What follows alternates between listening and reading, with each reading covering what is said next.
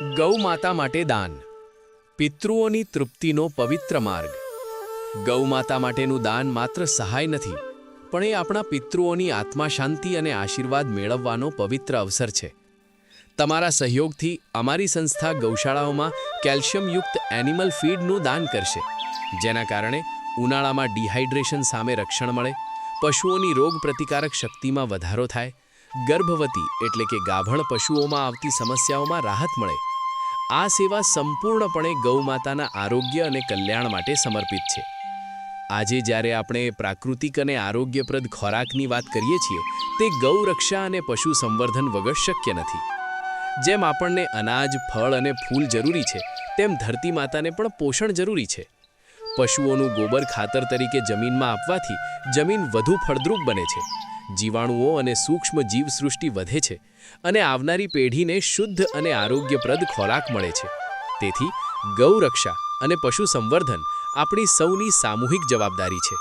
ચાલો ગૌ સેવામાં જોડાઈએ, પુણ્ય કમાઈએ અને પિતૃઓનો આશીર્વાદ મેળવીએ।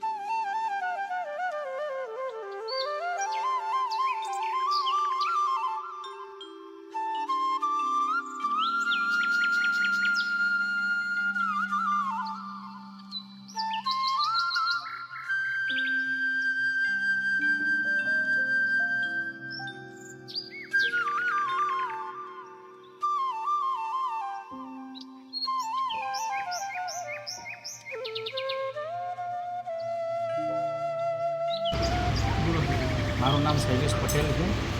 આજે આ પરિવર્તન ફાઉન્ડેશન સંચાલિત આજે ગૌશાળા ચલાવે છે, એના ટ્રસ્ટી બિનલબેન પટેલ, મનીષાબેન પટેલ અને એમના માતૃશ્રી લીલાબેન પટેલ આ ગૌશાળા ચલાવે છે। એની અંદર આજે હું, અમારા ભાઈ દશરથભાઈ, રજનીશભાઈ જે બહુ સરસ ઉમદા કામ કરે છે, એની સાથે શંકરભાઈ પટેલને બધા આવ્યા છીએ। આજે અહીંયા આશરે 440થી 460 ગાયો છે અને એમાં 430થી 35 ગાયો તો જે કોઈ દૂધ આપી શકે એવી નથી, બીમાર છે, કોઈ ખોળખાંપણવાળી છે, જેને એક્સિડન્ટ થયેલું હોય, સર્જરી કરેલી હોય, અપંગ છે, એવી ગાયોની અહીંયા આગળ આ સંસ્થા દેખભાળ રાખે છે અને સંસ્થા બહુ ઉમદા કામ કરે છે અને ઘણી સારી સેવાઓને આજે અમે આ સંસ્થાની અંદર કેલ્શિયમની એક લિક્વિડ કેલ્શિયમ આવે છે, એની લગભગ 10 ડોલો લાવ્યો છે 20-20 લીટરની અને આ સંસ્થાને આજે અમે અમારી હાથે થોડું કેલ્શિયમ ઘાસચારાની અંદર નાખી અને ખાણમાં નાખીને આપ્યું અને બીજી આ સંસ્થાઓને આ કેલ્શિયમની આજે લિક્વિડ ડોલો આપેલી છે, જે એમના કેલ્શિયમ આજે ગાયોને આપવા માટે, એમના ખોરાકની અંદર ઉમેરીને આપવા માટે એમને આપી છે કે જે અશક્ત ગાયો હોય, કોઈ અત્યારે થોડી ગરમીમાં પણ કેલ્શિયમની ઉણપ વધારે ઉતારતી હોય તો એ કેલ્શિયમ હોય એમની ઉણપ પૂરી થાય અને તંદુરસ્તા બચશે ગાયમાં। તે માટે આજે અમે એક સારું કામ કરવા આવ્યા છીએ અને આ સંસ્થા બહુ જ ઉત્તમ કામ કરે છે। લગભગ એમની પાસે ગાયો છે, એમાંથી 98% ગાયો છે એ બધી ઇંજળ અને દૂધ આપતી તો છે જ નહીં, પણ અપંગ છે, અશક્ત છે ને એવી જ ગાયો છે અને એવી ગાયનું જ આ સંચાલન આ સંસ્થા કરે છે।